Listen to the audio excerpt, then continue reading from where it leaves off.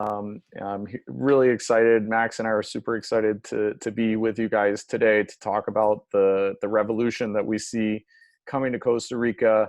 We spend a lot of hours these days talking to engineers in Costa Rica, and one of the things that we noticed was we felt as though um, people weren't quite as aware as maybe they could be about all the changes that are happening right now, which is kind of why we wanted to put on this webinar today for you all. Just a couple of housekeeping notes as we get started. First of all, we're going to be recording the webinar. We are recording the webinar today, and we will be sending it as a follow-up to everybody who participates in the webinar. And second note is as long as we have time at the end, we'll do some Q&A. So Nick is going to be moderating those questions. Feel free to shoot those questions in at any time as we are going through the webinar. And then again, as long as we have a little time at the end, we'll be happy to answer as many as we can.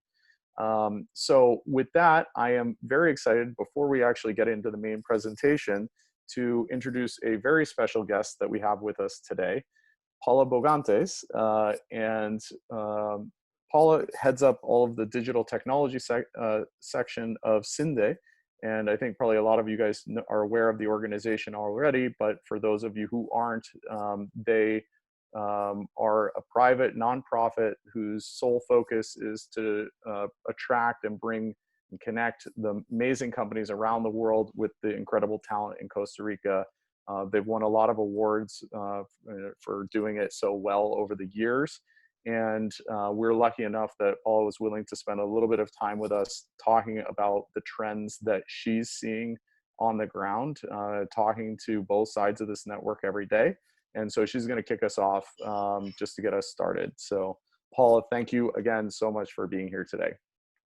No, thank you, Adam, for inviting me. I'm very excited to be part of this webinar with such an important topic. I'm going to tell you a little bit about about myself and some important facts that I thought it will be interesting to share with all of you. CINDE, very quickly, Adam, you already gave an introduction. We are a private non-for-profit agency, and our goal is to attract multinationals, but also to make sure that they stay in the country and they continue growing. Our KPI is the generation of employment.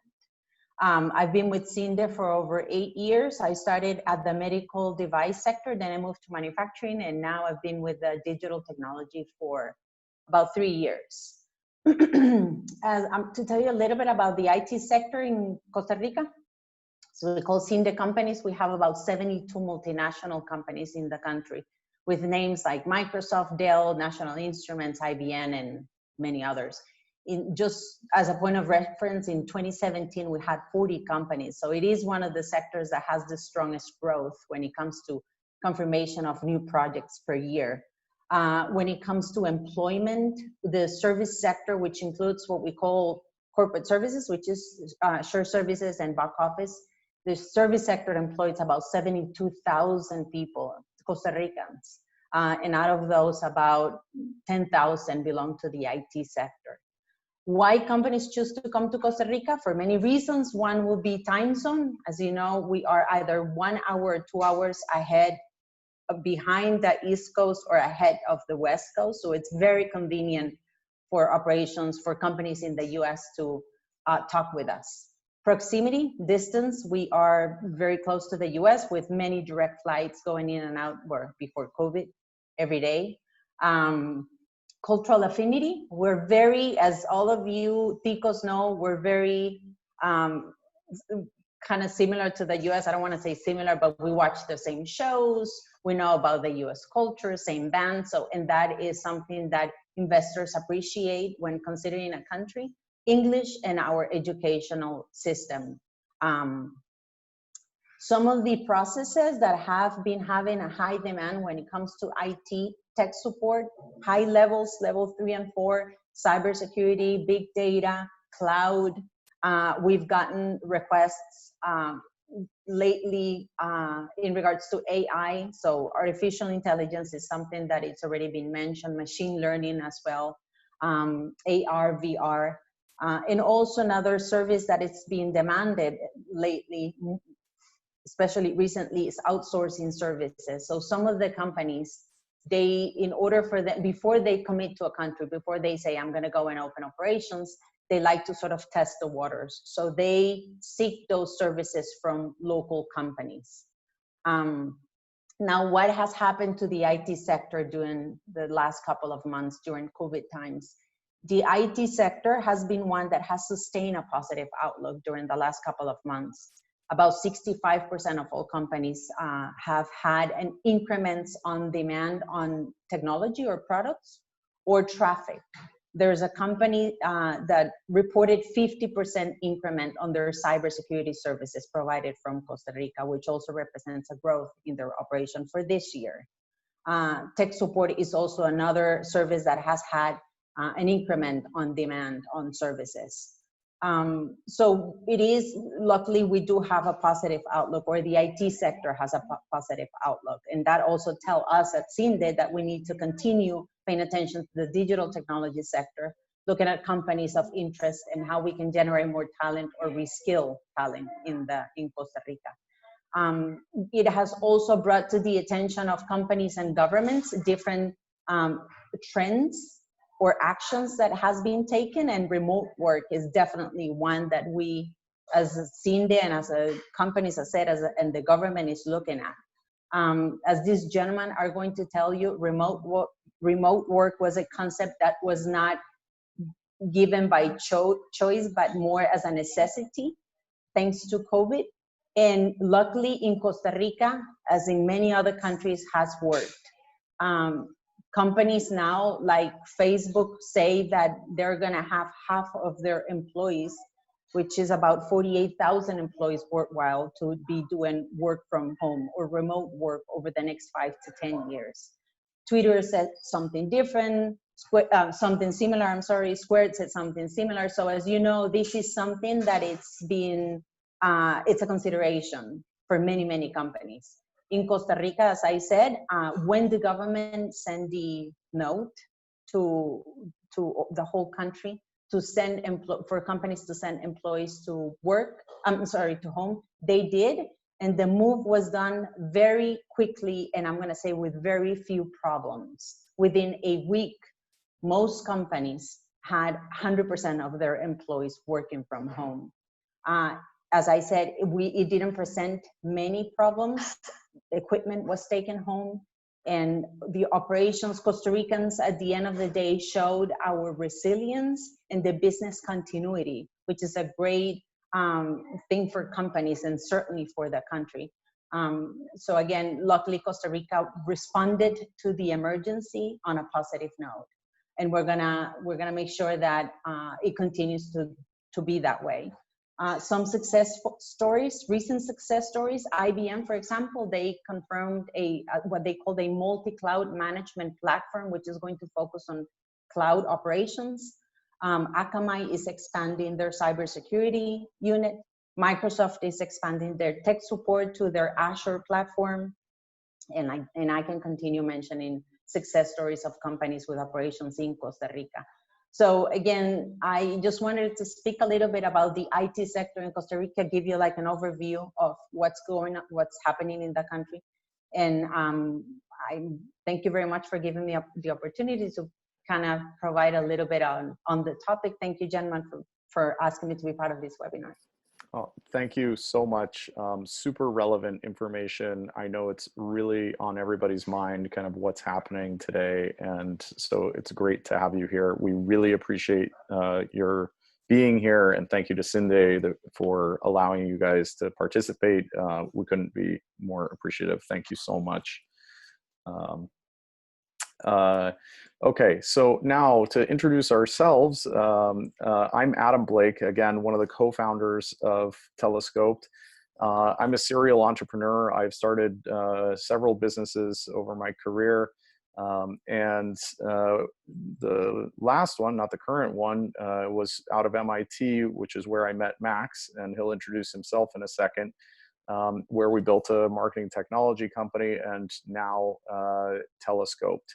And then one thing you may not know about me that has nothing to do with work is that I absolutely love to sail. And in fact, I've done 3 transatlantic crossings, and this is a photo of me on the most recent one about a year and a half ago as we came into Falmouth, England, crossing over the North Atlantic. That's me with my dad. I'm the younger one. Hopefully that was obvious. So now I'll let Max introduce himself. Thank you so much, Adam. Hello, everyone. My name is Max Feinhesich. The last name might confuse or trick you, but don't be tricked. I'm actually Costa Rican, born and raised. So Tico, 100%. I'm actually here in Costa Rica right now. I'm also a serial entrepreneur. So after studying at the University of Costa Rica, I had a small business and was fortunate enough to go to MIT in 2009, where I met Adam. And after our grad program was over, we started a company in helping small businesses with their marketing. And that was a really fun ride. Nick, actually our third co-founder who you heard of at the beginning, was also part of that company. And the 3 of us now join forces starting Telescope. And you'll hear a little bit about that later on. As a couple of fun facts about myself, I'm actually a cycling lover. I love bikes. I commute via bike. I move around the city in a bike. I love mountain biking, anything to do with a bike, but specifically I'm a collector of steel vintage bikes. So the old school, very simple mechanical devices. I love those. And the other thing is I love coffee, and I'm an espresso nut. I always search for, different beans, different roasts, and I'm always on the lookout for the next thing. So if you got any insights on that front, definitely hit me up later. And I'm excited to be with all of you here and telling you a little bit more about remote work and what's going to happen over the next few years in that industry. Awesome. Thanks, Max. So now getting back to this revolution, why are we talking about this at all? We think it's truly a once in a generational shift that's happening right now. I think the current generation, probably most of the folks on this call, are beneficiaries of the last generational shift, which really was centered around outsourcing and foreign direct investment and all the things that Paula has been talking about, and the incredible opportunities and wealth that has been created as a result of this coming to Costa Rica. Everything is about to shift. Remote is going to do that. And it was already on its way, but we think that COVID has accelerated it in some dramatic ways that you need to know about. So you might be sitting there saying, well, okay, what do you mean? I already do most of my work remotely. And probably most of you on this call already spend the majority prior to COVID, of course. During COVID, you're all working remotely, but you probably were already spending most of your time, not in the office. But the thing is, this revolution is not about the engineers and their lack of capability. We find that they already know how to do it. They know how to work remotely. Why this is happening now is because of the companies. It's about the changes that they're making, that they're instituting, that they're realizing, and that's going to have fundamental impacts. So in the United States, it's estimated that prior to coronavirus, there were about 4% of people in the workforce that were working full-time remotely. And it's estimated that that has gone as high as 50%. Half of the whole workforce has been at home in the United States. Of course, this is the entire workforce, not just the IT industry. And so now post-coronavirus, post-COVID-19, the question, where is it going to end up? And I think nobody really knows, but nobody's expecting it to go back to 4%. It's going to be higher, and it's going to be meaningfully higher. So now you've got a bunch of engineering managers who are, getting asked by their engineers if they can, continue to work remotely after coronavirus. And good luck to the engineering managers that try to tell them no, by the way. I don't think that's going to go over too well. And so now that they're saying, well, if my US-based folks are going to be working remotely anyway, then do I really only need to hire people in the US? Do they have to be based in Silicon Valley? Do they have to be based in Boston or New York? Maybe not. So you might all be thinking, like, whoa, slow down, right? I mean, companies in the United States already hire people in Costa Rica. Probably many of you in the audience today are already working with a client or directly with a company that is US based. And so, your question in the back of your mind is like, well, but then why does remote matter? And, as we think of what's happening, we really think that remote work is very different from outsourcing. They're not the same thing. And, it's in many different regards, the dynamics that happen through remote work and through outsourcing, they are very different. And one other thing to think about is if you are working for a US based company that may already have a large office here in Costa Rica, well, we consider that a form of outsourcing, right? The companies that came here, they did that because they had certain incentives to do so. And, it's great that they did, but in a way it is a form of outsourcing. So if remote work is not the same as working directly for a US based company in Costa Rica, then, what is it, right? And if working for a company in Costa Rica is a form of outsourcing, then how are these two dynamics so different? Well, let's dive in a little bit. First of all, let's be 100% clear and upfront about the fact that outsourcing and foreign direct investment have been amazing, and they've done great things for the Costa Rican engineers. They've brought a lot of opportunities and high-paying jobs, and as we see here, significant economic opportunities. And by the way, that's not only in the IT sector, but obviously in this talk, we're focused on specifically software engineering, but there's also the second order effect, third order effects that are happening because of this, large.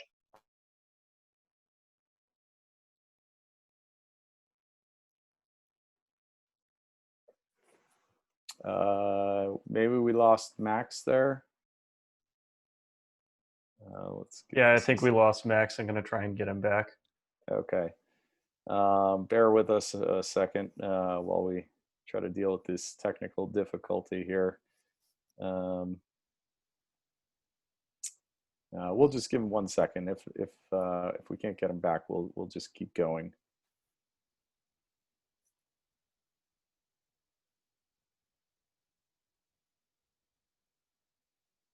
Well, this is what happens when you're running a webinar from across continents, I guess, or countries at the very least. Okay, so we got him out. Now let's see if we can get him back in.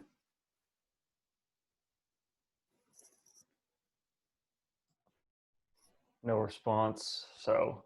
Okay, well, we may have lost him for a little bit, so I'll pick up where he left off and just continue, and then hopefully he'll rejoin us when he's able to sort out his internet connection.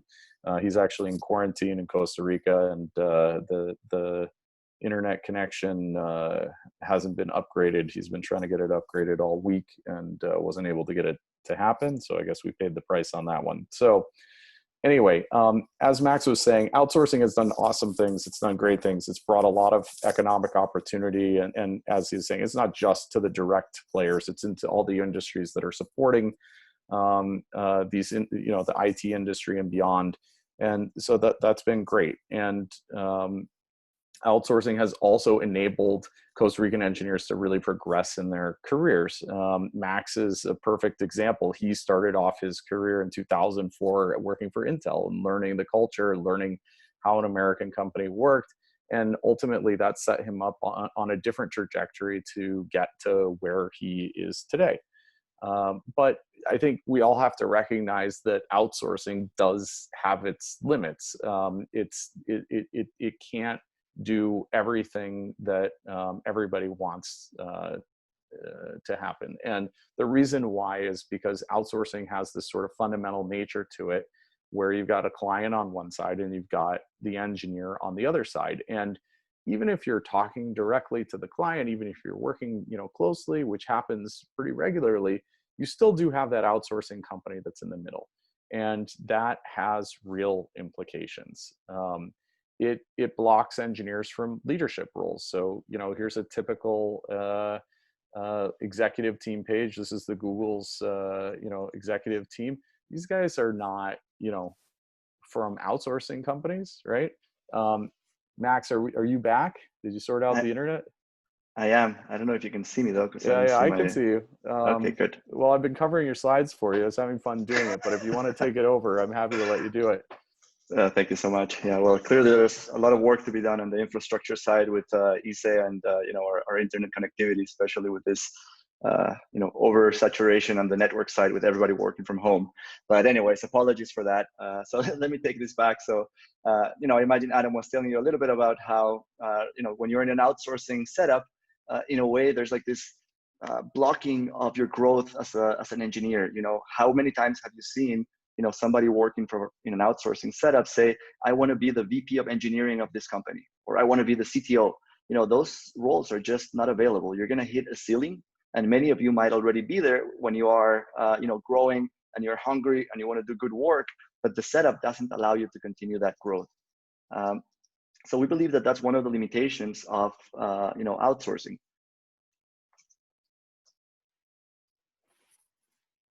Now, the other thing is, beyond limitations, there's also added risk, right? If you think about what's happened over the last few months, nearly 70,000 people in the startup ecosystem have lost their jobs since March. Okay, this is not just IT, it's across the board. But guess what? Who are the first people that are in line to lose those jobs? Well, the first people to get laid off are the outsourcers, the outsourced workers. And that's because when a company faces challenges, they need to make hard decisions.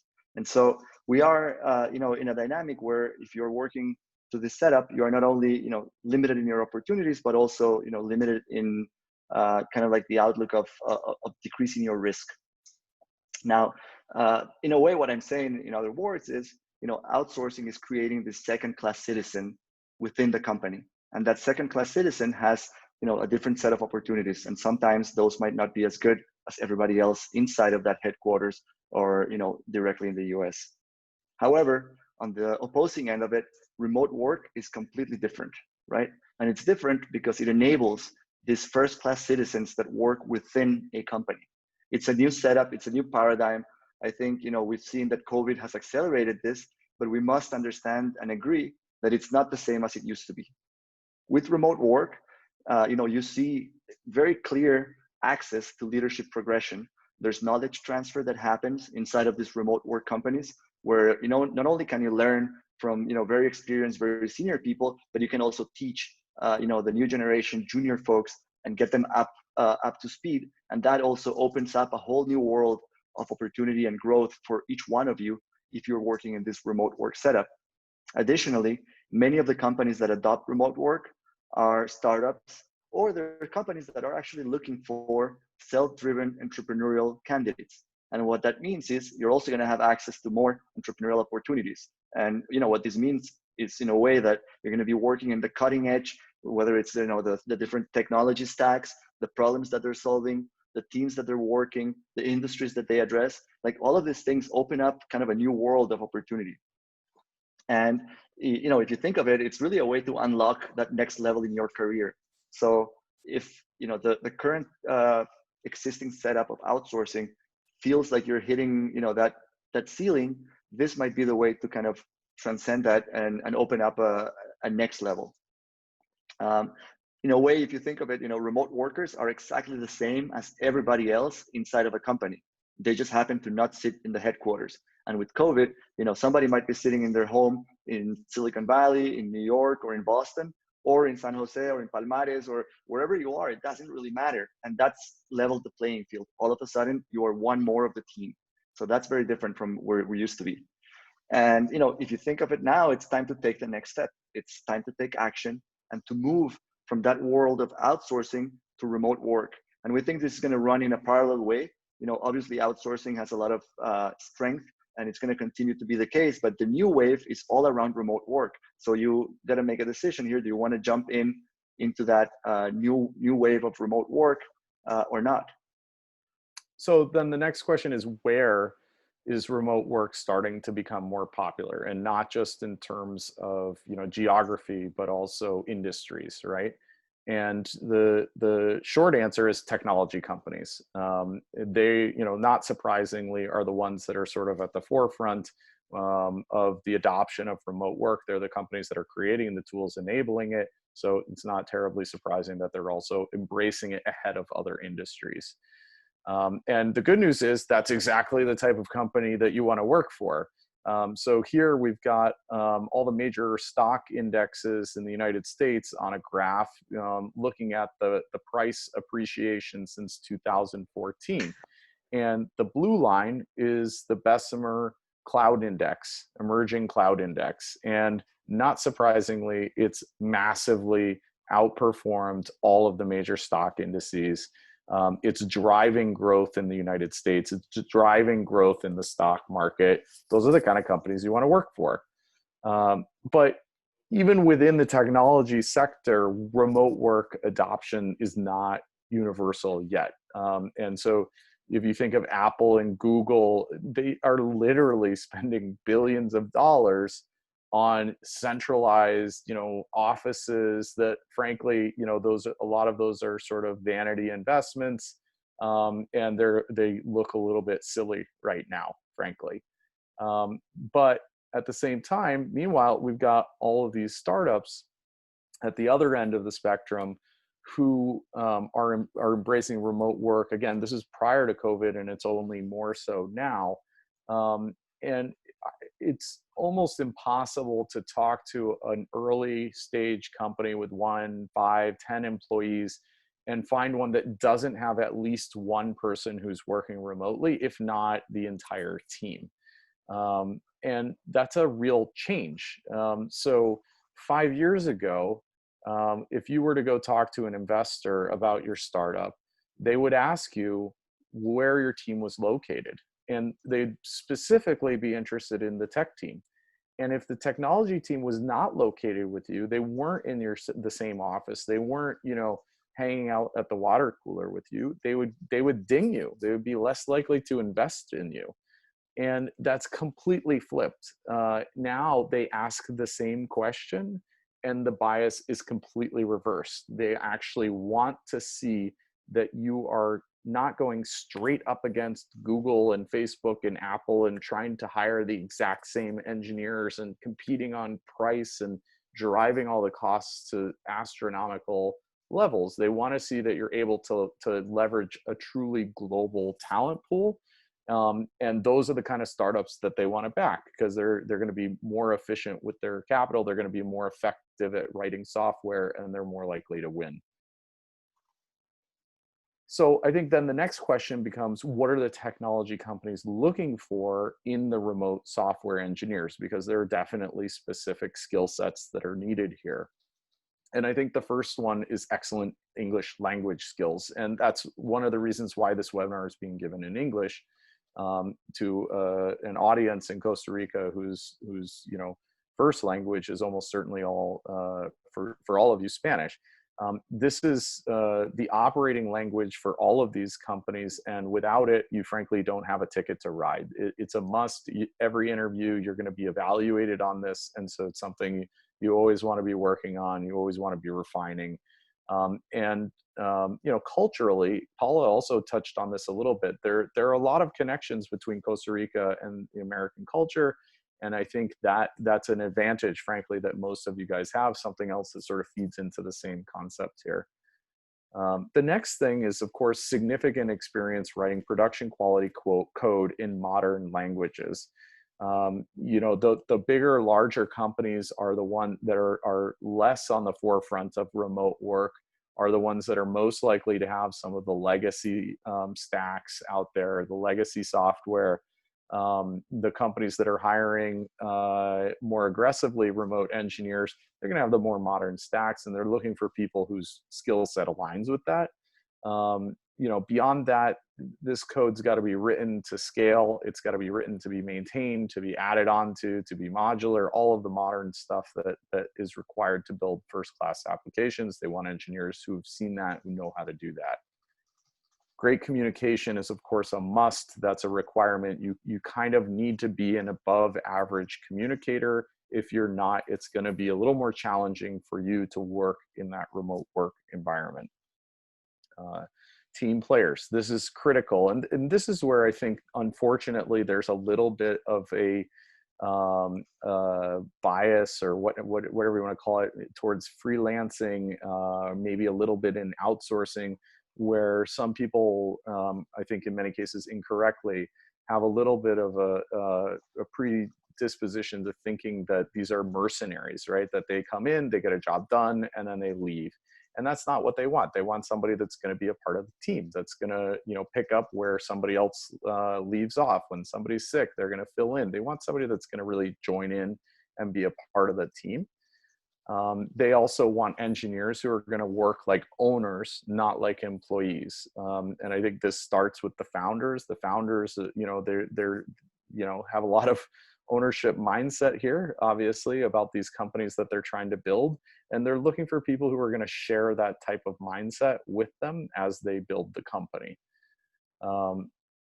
They're looking for engineers who are going to buy into the company mission. I think you're seeing this more and more today, where companies are becoming more outspoken about the, you know, what they stand for, what their position is in the world, and they want everybody in the company, including the engineers, to be aligned with that mission. So they're looking for people who are going to get excited about what they're working on. And lastly, they're looking for engineers who just are going to get shit done. And, you know, everybody's seen the shows, they've heard the myths about, you know, burning the candle at both ends and working a gazillion hours.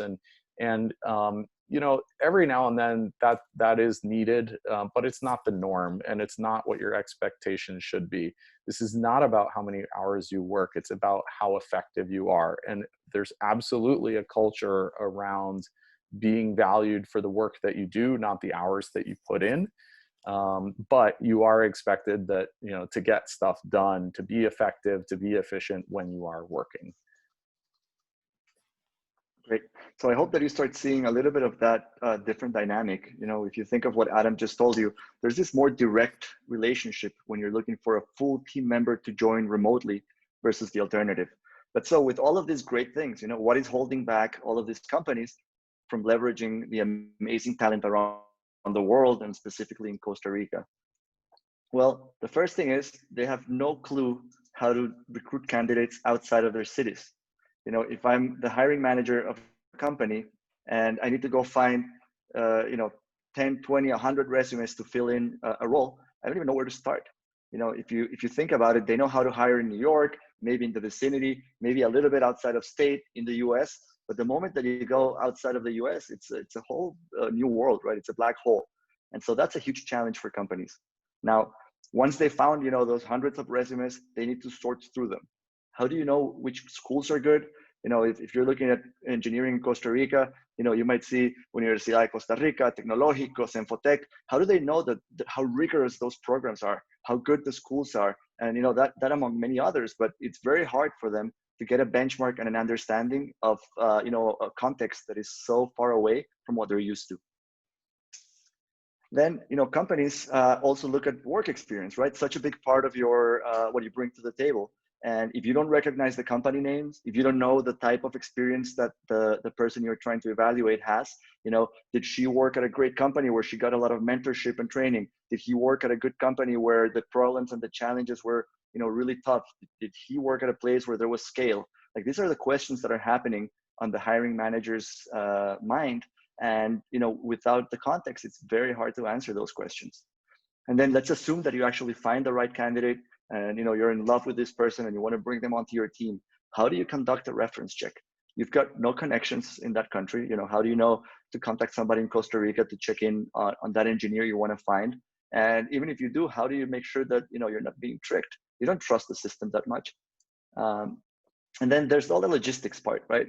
How do I pay, you know, in a different country, different banking system, different currency? And additionally, you know, there's the whole compliance part, right? Okay, let's assume that I've got the logistics figured out. No company wants to deal with the logistics nightmare, but assuming that you figure that out, there's still the legal aspect. You know, how do you ensure that they're complying with tax regulations, with, you know, making sure the benefits, overhead, all of that is done appropriately to avoid any exposure. Like, companies are not going to take the risk because it's not worth it to them. So there's all these challenges that come up, and, you know, let's assume that you overcome all of those challenges, right? Which is already a pretty high bar. Well, the other thing is, not everybody knows how to work remotely. This is a new thing, and companies are adapting. I think with COVID, we've seen, you know, many people thrown into remote work. You know, people working from home and scrambling, and the companies are also scrambling. You know, setting up the right infrastructure, the right tooling. You've seen adoption of tools like Zoom and Slack, skyrocket because companies didn't know how to do it. They're learning, but this is still a challenge. And managing, goes beyond just the day-to-day interactions. There's also how do you build trust? Trust is so core to working remotely. I don't have the managing by walking around benefit. You need to trust your team to be doing the work. You need to trust the team to have your back when something goes wrong. And that's critical, right? In a way, the way to summarize this is that companies don't really know how to humanize that remote relationship. And think of it, right? Normally, you're used to be co-located in the same office, and somebody new joins the team, and the team goes out and has some beers. How do you replicate that when you're just meeting people through a screen, through a Zoom call? It's not easy, and those challenges are very, very real. Okay, thanks, Max. So is it hopeless? No, I don't think so. But you may be asking yourself, okay, with all these challenges, what's happening to this revolution that you guys are talking about? Is it real? And the answer is no, it is not hopeless. And you already have fellow Costa Rican engineers who have figured this out, and they've gone through all the hoops. They've figured out how to solve for the challenges that are in front of them, and they're already working in this new remote work setup today. It's happening, it's real, it's here, it's at the early stages, but now it's time to start to think of scaling that up. There are many companies that are working on ways of decreasing the friction associated with remote engineering. There are lots of smart people thinking about this, chipping away at it, making it better every day. When we started our last company, Zoom didn't exist, Slack didn't exist. I mean, it's just mind-boggling to think how far we've come. And frankly, we see some parallels. So right now, the software ecosystem around remote work is small. So this was a recent roundup that somebody put together of about 50 companies that are really, focused on the space. It's pretty small if you think about it. But again, when we started our previous company about 10 years ago in the marketing software space, it was also a pretty small ecosystem. This is a screenshot from 2011 of Scott Brinker's MarTech landscape, which cataloged about 150 software companies that were working on this space. Fast forward to today, you can barely see the logos. They update this every year. Not an easy task because they're up to over 8,000 companies just in the MarTech space. Pretty unbelievable, and it's showing no signs of slowing down.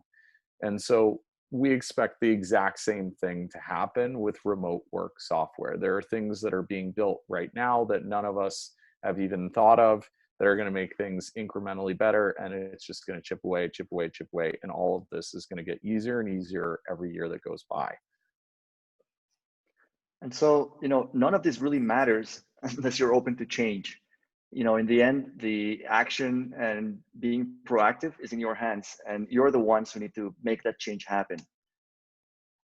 10 years from now, I can assure you, if you look back from the future, you're not going to recognize the ecosystem that Costa Rica and the rest of the world used to have for remote work, because it's going to look very, very different.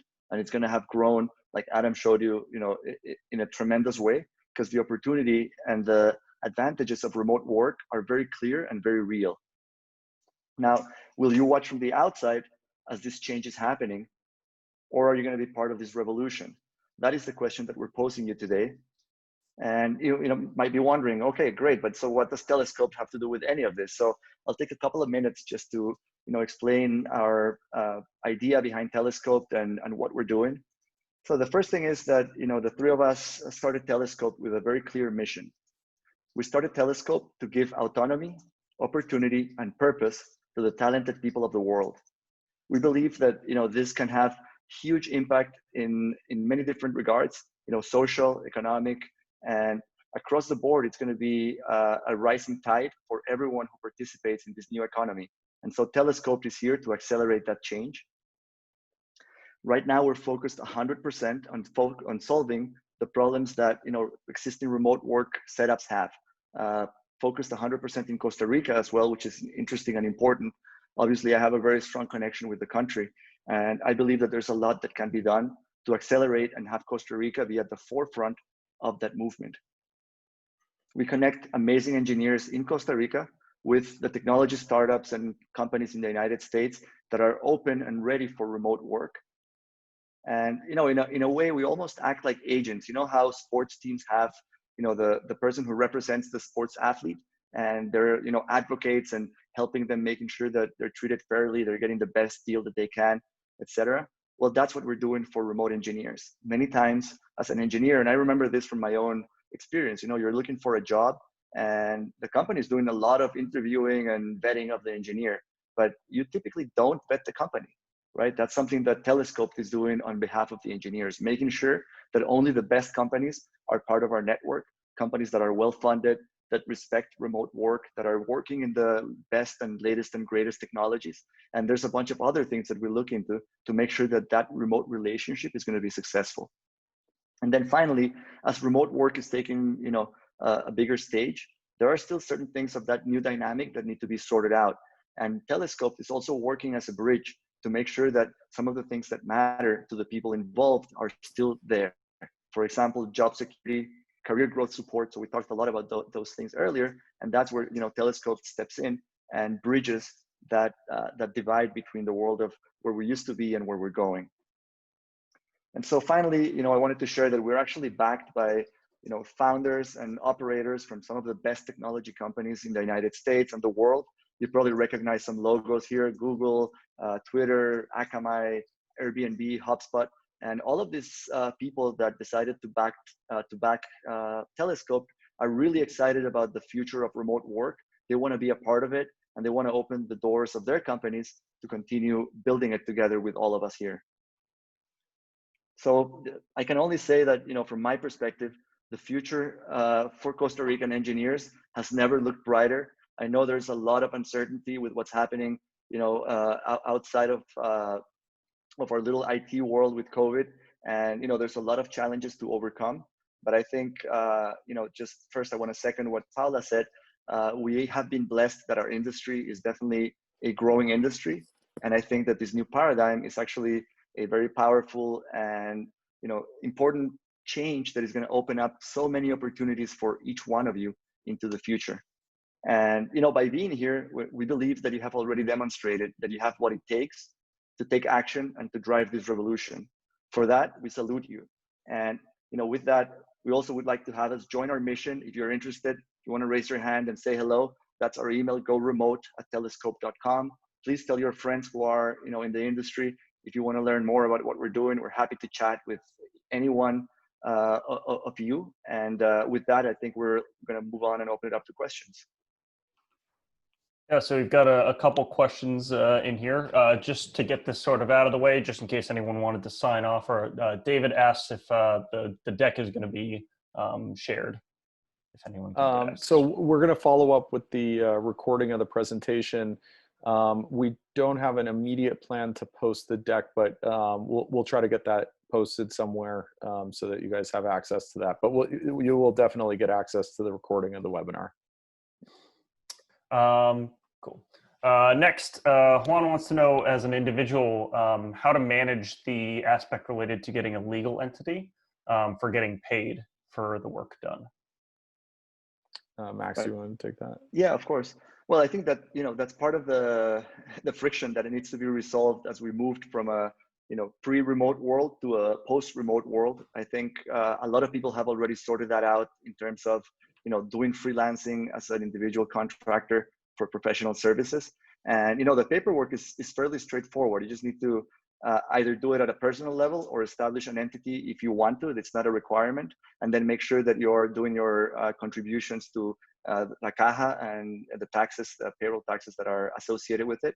And, that's one of the things that Telescope is developing as we're establishing our presence in the country, is that support system for people that want to take that leap, to make it super easy and reduce the friction of installing yourself in this new paradigm. So we're happy to help if you've got questions in that regard, and we can follow up separately if you email that address right there. Yeah, we've also built a calculator for anybody that's interested in trying to understand what your salary, here, if you're being paid and some of these benefits are being paid for by the company, what would you need to ask for in an equivalent salary as a contractor so that you would still be able to afford to pay those bills and have an equivalent salary. So we built a calculator that can help with that. If anybody's interested. Yeah, maybe you can share that link, Nick, on the chat so people get access to it.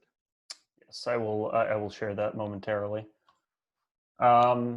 Moving on, Luis asks, do we need a college degree in order to apply? Right. I can take that. The answer is no. I think the U.S. Software industry is long past the idea that you need a college degree to be a good developer. It is going to go back to they're going to need to have a way to figure out how good you are as a developer, what your code quality looks like, and how experienced you are. And so sometimes, traditional universities help people to try to categorize and bucket people. But as long as, the company that you're talking to has ways of evaluating you on the things that matter, the idea that you need a college degree, that's not the case at all. Cool. And just so you guys know, I did post in the chat a link to that salary conversion calculator if you guys are interested in checking that out. Got some more questions rolling in.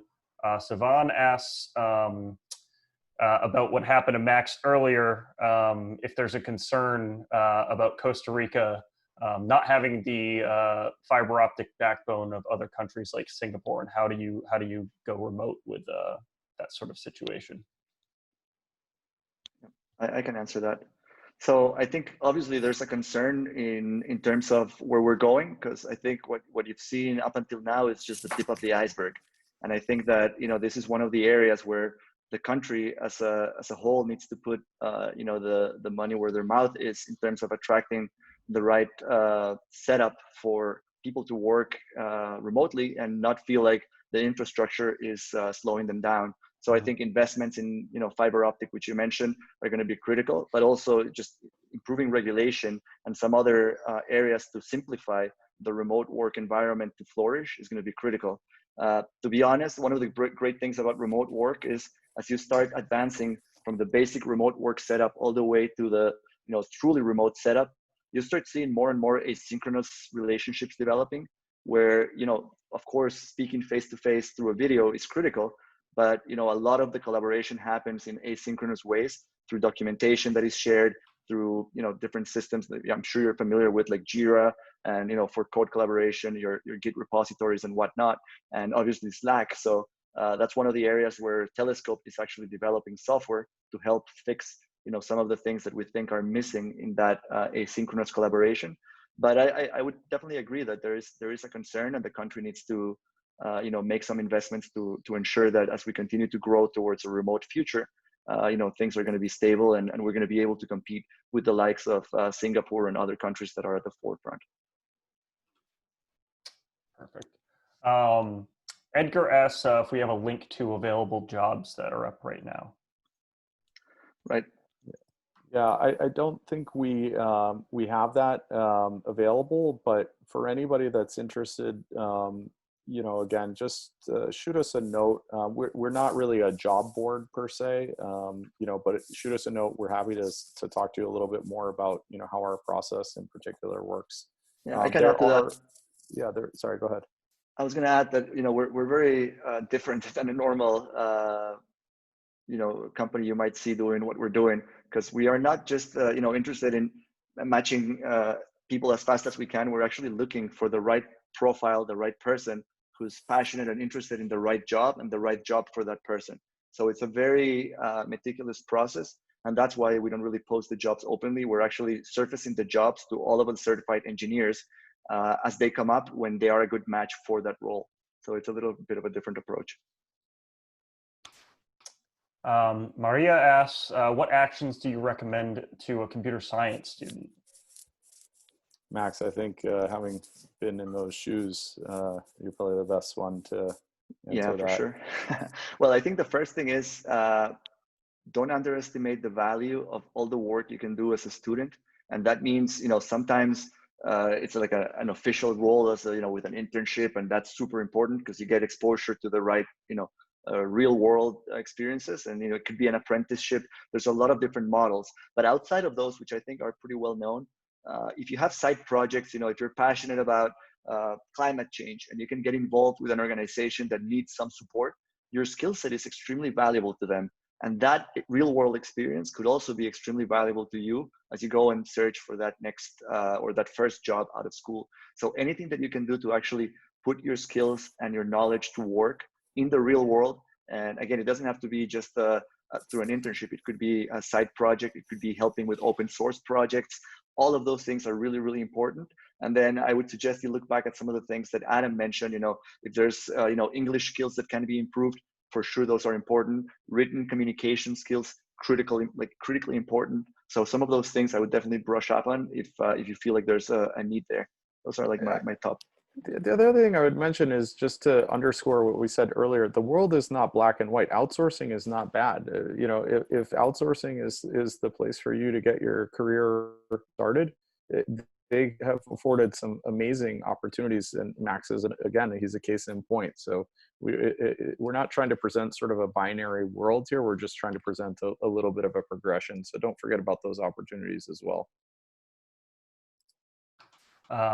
Freddie asks, a lot of the stuff we've been talking about is centered around developers and software engineers. And he wants to know if we've considered other tech related areas like design or user experience and digital marketing. Yep. Yeah. Go ahead, Adam. Okay. Yeah. So right now, we are big believers in focus, and that in order to build great things, you need a certain amount of focus. So for now, we're really just focused on software engineering. I mean, we'll kind of cover immediate adjacencies. That would include, for example, DevOps, right? But UI, UX, design, those are areas that we haven't gotten into, and we don't have any immediate plans to get into either. But I would add that I do think that all of these areas are going to get completely revolutionized. They're part of the revolution, right? If you can do the job from your computer in your living room, then they're just ripe for disruption, right? So I think you're spot on with like UI, UX design. A lot of the support areas, and I think Paula mentioned that as well. Costa Rica through the outsourcing model has already seen a lot of success, and I do believe in the next few years this is going to also translate to the remote model. So I want to keep us on time. We've only got time for a few more questions. I've got a bunch that are sort of queued up here. Again, feel free, if we don't get to your question, you guys can reach out, email us, and we'd be glad to respond. Leonardo asks, he wants to know what some of the most demanded roles in software engineering are by US companies, and what are they looking to hire? Okay, for sure. Yeah, I can answer that. So, I mean, we see a lot of demand for senior full stack. I think that's the most that we get in terms of interest. Typically, they're looking for the JavaScript ninja who can move from the Node backend all the way to a modern framework like React, Angular, or Vue. That's very classic in what we see. We also see a little bit of demand for full stack or with more of a backend focus for Python, Django. Typically using a Flask framework there. And that's more when they're like into machine learning, data science. So those more backend heavy companies. And then last, I think, again, on the full stack role, we do see a little bit of Ruby on Rails. And of course, the last one, big one, is just mobile. There's still a lot of development on iOS and Android. So people that can, build mobile applications and with a user-centric focus, I think are the best profiles we could get. All right, and Julian wants to know if we could explain a little bit more about what a telescoped certified engineer is. Sure. So we have a process that's, where we basically take an engineer through, something that would feel similar to a standard interview process with a company. But we're looking for specific things, not only on the technical skill set side, but we're looking for cultural elements and other elements to figure out if you'll be a good fit for the type of remote engineer that these US-based startups are looking for. And that's a combination of technical assessment, code reviews. Again, we're big believers in, being able to demonstrate what you know through, your code, not through your degrees. Although we have a great, we're obviously, people who spend a lot of time in school, so we don't look down on that either. And then, interviews basically, in addition to the technical assessment. So we take you through a process, and then we certify you, and we know, all right, okay, this is the level of engineer, this is the experience, this is the kind of what their sweet spot is. These are the other soft elements that are going to be important to line up with whatever company might be a fit.